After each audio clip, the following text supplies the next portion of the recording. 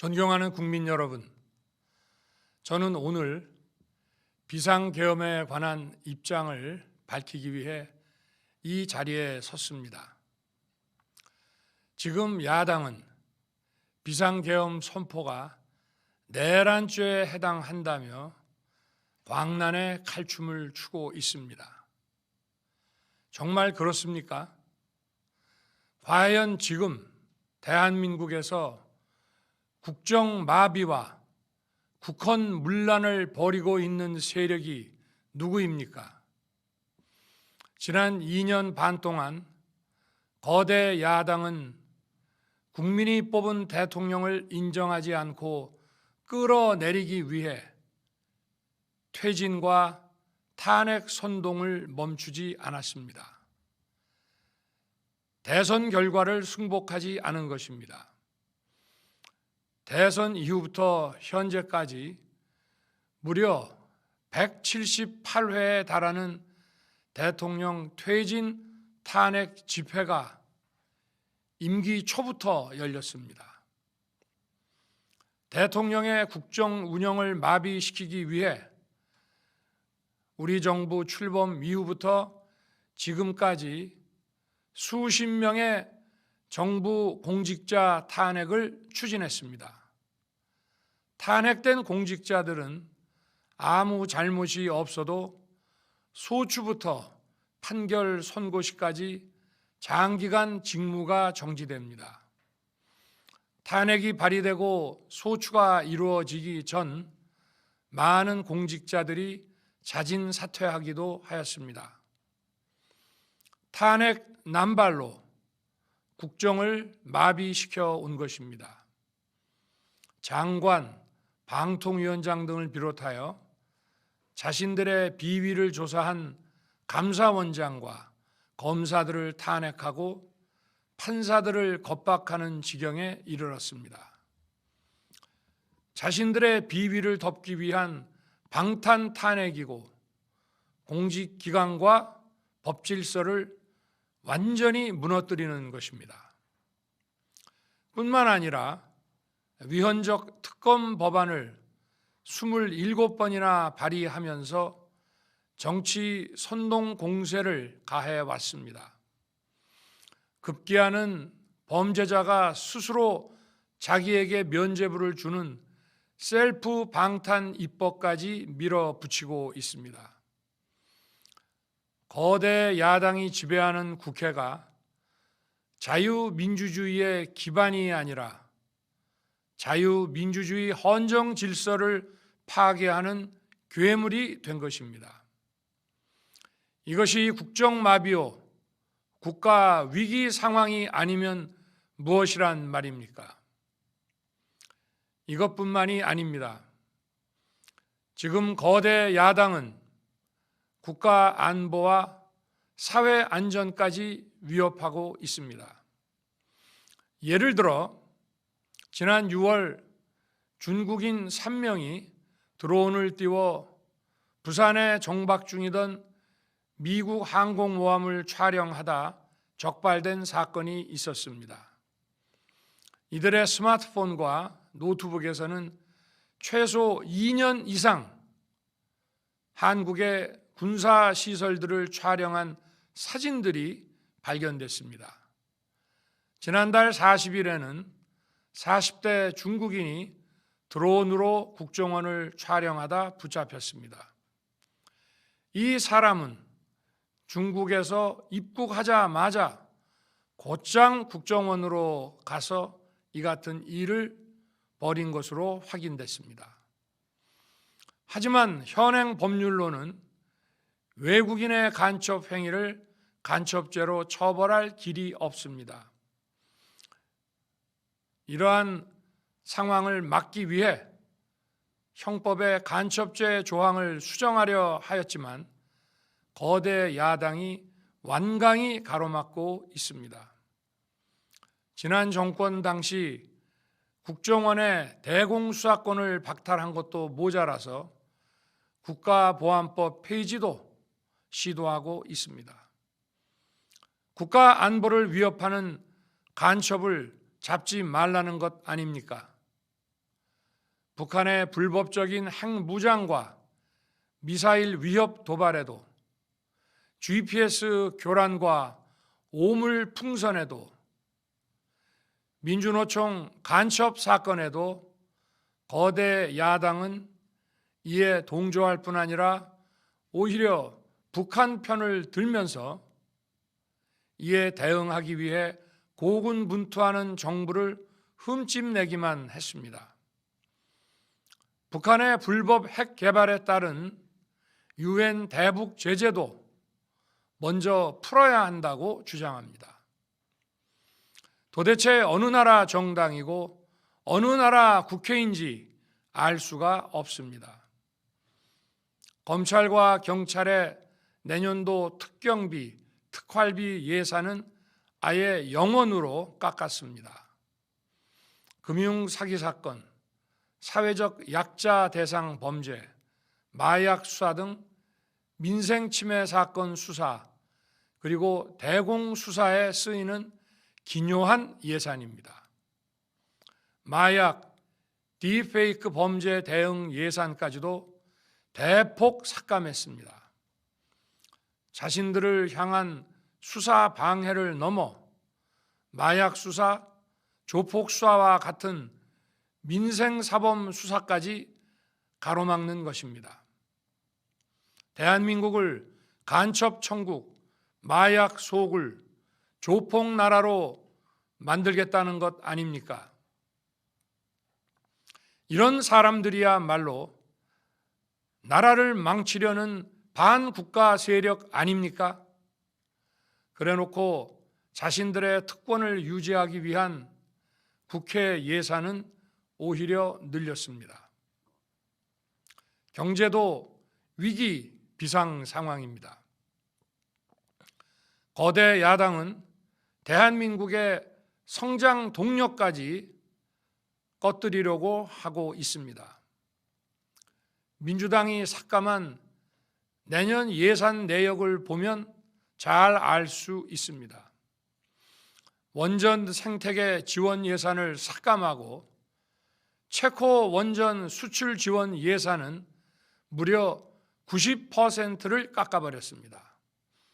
차세대 원전 개발 관련 예산은 거의 전액을 삭감했습니다. 기초과학연구, 양자, 반도체, 바이오 등 미래 성장 동력 예산도 대폭 삭감했습니다. 동해가스전 시추 예산, 이른바 대왕고래 사업 예산도 사실상 전액 삭감했습니다. 청년 일자리 지원 사업, 취약계층 아동 자산 형성 지원 사업, 아이들 돌봄 수당까지 손을 댔습니다. 산업 생태계 조성을 위한 혁신 성장 펀드, 강소기업 육성 예산도 삭감했습니다. 재해 대책 예비비는 무려 1조 원을 삭감하고 팬데믹 대비를 위한 백신 개발과 관련 R&D 예산도 깎았습니다. 이처럼 지금 대한민국은 거대 야당의 의회 독재와 폭거로 국정이 마비되고 사회 질서가 교란되어 행정과 사법의 정상적인 수행이 불가능한 상황입니다. 국민 여러분, 여기까지는 국민 여러분께서도 많이 아시고 계실 것입니다. 하지만 제가 비상계엄이라는 엄중한 결단을 내리기까지 그동안 직접 차마 밝히지 못했던 더 심각한 일들이 많이 있습니다. 작년 하반기 선거관리위원회를 비롯한 헌법기관들과 정부 기관에 대해 북한의 해킹 공격이 있었습니다. 국가정보원이 이를 발견하고 정보 유출과 전산 시스템 안전성을 점검하고자 했습니다. 다른 모든 기관들은 자신들의 참관하에 국정원이 점검하는 것에 동의하여 시스템 점검이 진행되었습니다. 그러나 선거관리위원회는 헌법기관임을 내세우며 완강히 거부하였습니다. 그러다가 선관위의 대규모 채용 부정 사건이 터져 감사와 수사를 받게 되자 국정원의 점검을 받겠다고 한 발 물러섰습니다.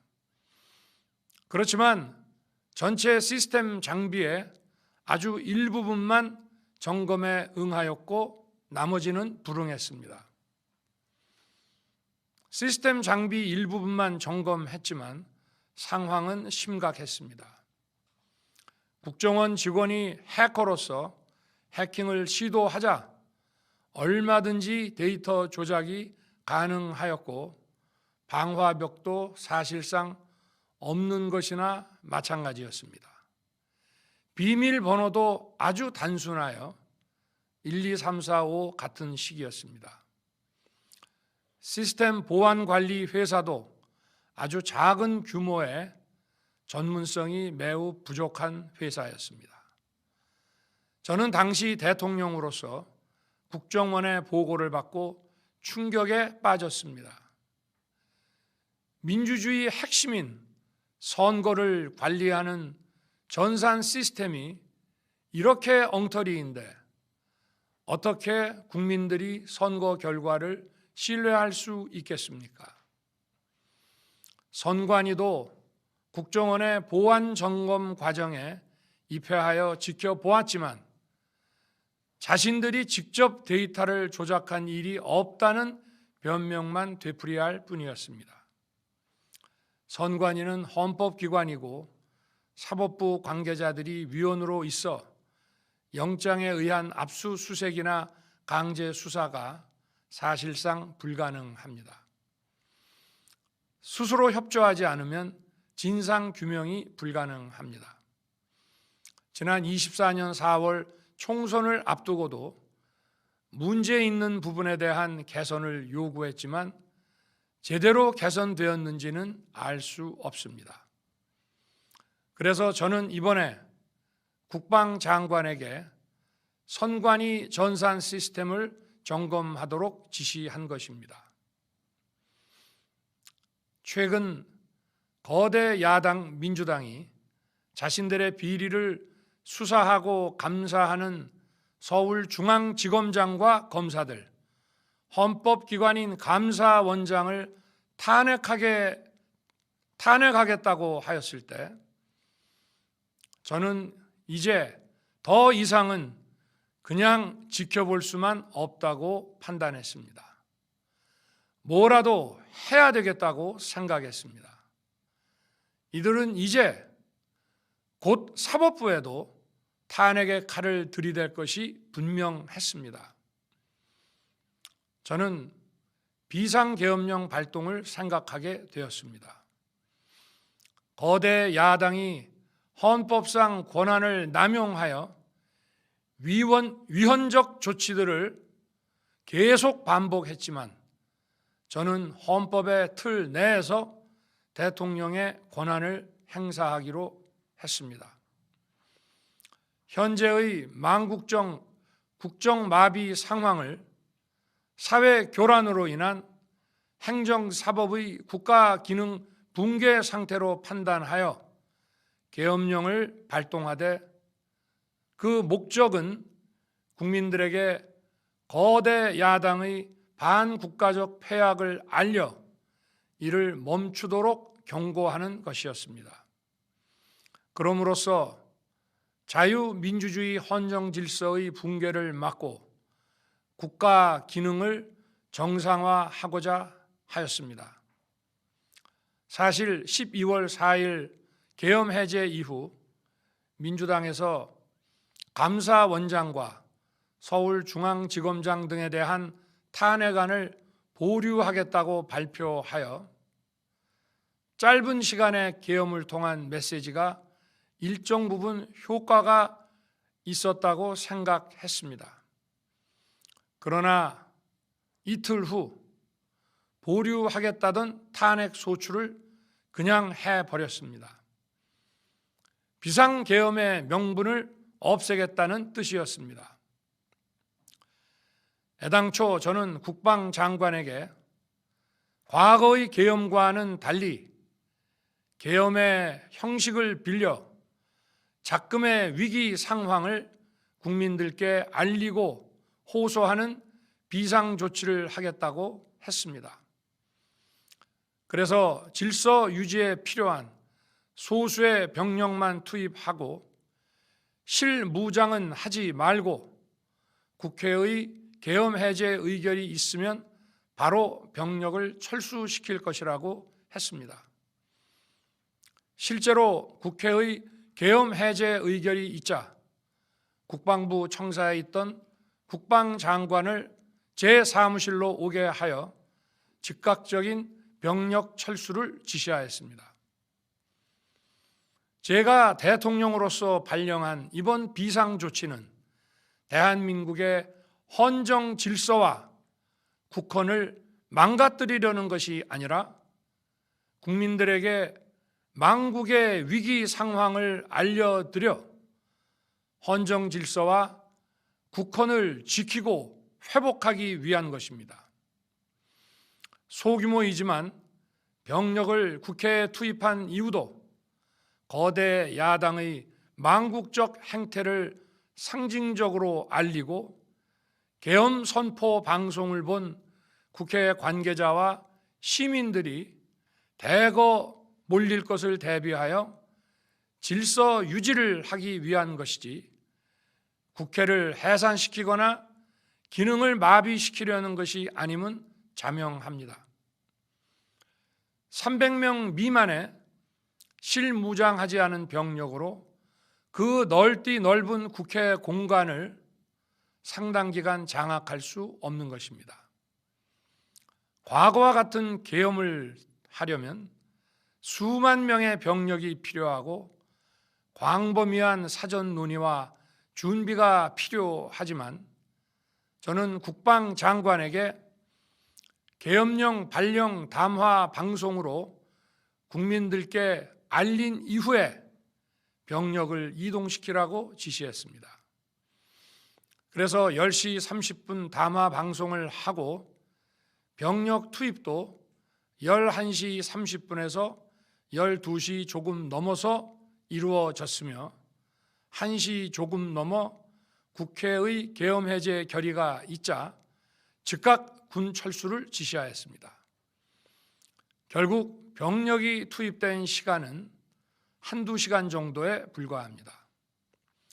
만일 국회 기능을 마비시키려 했다면 평일이 아닌 주말을 기해서 계엄을 발동했을 것입니다. 국회 건물에 대한 단전 단수 조치부터 취했을 것이고 방송 송출도 제한했을 것입니다. 그러나 그 어느 것도 하지 않았습니다. 국회에서 정상적으로 심의가 이루어졌고 방송을 통해 온 국민이 국회 상황을 지켜보았습니다. 자유민주 헌정 질서를 회복하고 수호하기 위해 국민들께 망국적 상황을 호소하는 불가피한 비상조치를 했지만 사상자가 발생하지 않도록 안전사고 방지에 만전을 기하도록 하였고 사병이 아닌 부사관 이상 정예 병력만 이동시키도록 한 것입니다. 저는 이번 비상계엄을 준비하면서 오로지 국방장관하고만 논의하였고 대통령실과 내각 일부 인사에게 선포 직전 국무회의에서 알렸습니다. 각자의 담당 업무 관점에서 우려되는 반대 의견 개진도 많았습니다. 저는 국정 전반을 보는 대통령의 입장에서 현 상황에서 이런 조치가 불가피하다고 설명했습니다. 군 관계자들은 모두 대통령의 비상계엄 발표 이후 병력 이동 지시를 따른 것이니만큼 이들에게는 전혀 잘못이 없습니다. 그리고 분명히 말씀드리지만 저는 국회 관계자의 국회 출입을 막지 않도록 하였고, 그래서 국회의원과 엄청나게 많은 인파가 국회 마당과 본관, 본회의장으로 들어갔고 계엄해제 안건 심의도 진행된 것입니다. 그런데도 어떻게든 내란죄를 만들어 대통령을 끌어내리기 위해 수많은 허위 선동을 만들어내고 있습니다. 도대체 2시간짜리 내란이라는 것이 있습니까? 질서 유지를 위해 소수의 병력을 잠시 투입한 것이 폭동이란 말입니까? 거대 야당이 거짓 선동으로 탄핵을 서두르는 이유가 무엇이겠습니까? 단 하나입니다. 거대 야당 대표의 유죄 선고가 임박하자 대통령의 탄핵을 통해 이를 회피하고 조기 대선을 치르려는 것입니다. 국가 시스템을 무너뜨려서라도 자신의 범죄를 덮고 국정을 장악하려는 것입니다. 이야말로 국헌문란 행위 아닙니까? 저를 탄핵하든 수사하든 저는 이에 당당히 맞설 것입니다. 저는 이번 계엄 선포와 관련해서 법적, 정치적 책임 문제를 회피하지 않겠다고 이미 말씀드린 바 있습니다. 저는 대통령 취임 이후 지금까지 단 한순간도 개인적인 인기나 대통령 임기 자리 보존에 연연해 온 적이 없습니다. 자리 보존 생각만 있었다면 국헌문란 세력과 구태여 맞서 싸울 일도 없었고 이번과 같이 비상계엄을 선포하는 일은 더더욱 없었을 것입니다. 5년 임기 자리 지키기에만 매달려 국가와 국민을 외면할 수 없었습니다. 저를 뽑아주신 국민의 뜻을 저버릴 수 없었습니다.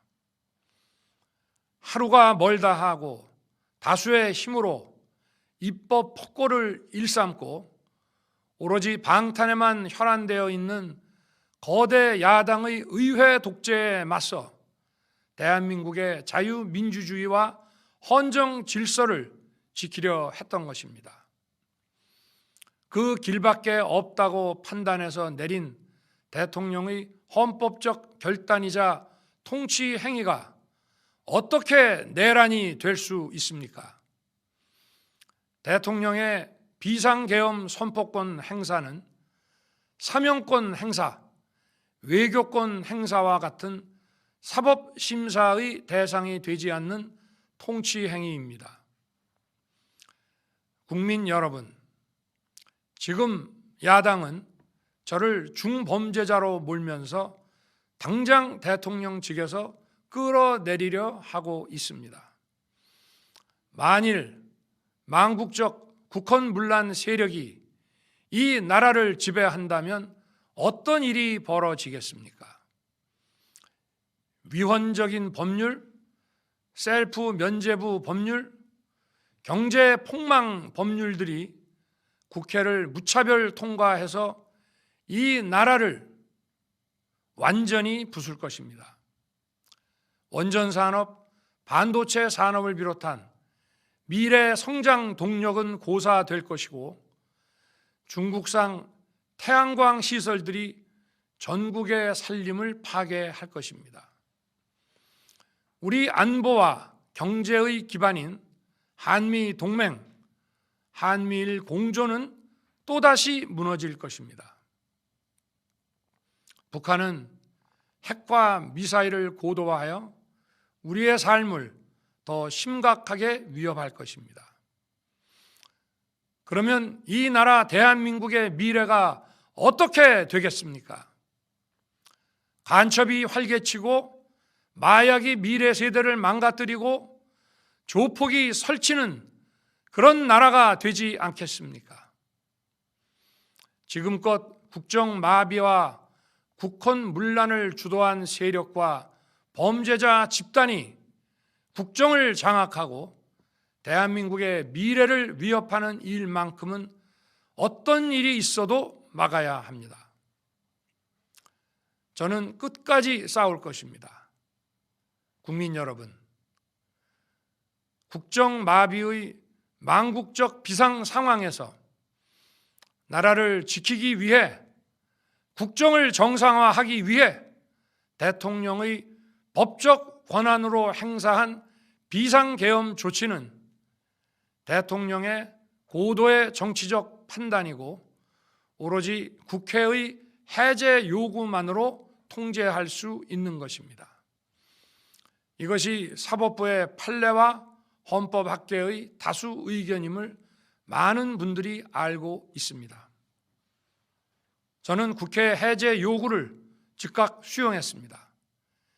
계엄 발령 요건에 관해 다른 생각을 가지고 계신 분들도 있습니다만, 나라를 살리려는 비상 조치를 나라를 망치려는 내란 행위로 보는 것은 여러 헌법학자와 법률가들이 지적하는 바와 같이 우리 헌법과 법 체계를 심각한 위험에 빠뜨리는 것입니다. 저는 묻고 싶습니다. 지금 여기저기서 광란에 칼춤을 추는 사람들은 나라가 이 상태에 오기까지 어디서 도대체 무엇을 했습니까? 대한민국의 상황이 위태롭고 위기에 놓여 있다는 생각도 전혀 하지 않았다는 말입니까? 공직자들에게 당부합니다. 엄중한 안보 상황과 글로벌 경제 위기에서 국민의 안전과 민생을 지키는 일에 흔들림 없이 매진해 주시기 바랍니다. 국민 여러분, 지난 2년 반 저는 오로지 국민만 바라보며 자유민주주의를 지키고 재건하기 위해 불의와 부정, 민주주의를 가장한 폭거에 맞서 싸웠습니다. 피와 땀으로 지켜온 대한민국, 우리의 자유민주주의를 지키는 길에 모두 하나가 되어 주시길 간곡한 마음으로 호소드립니다.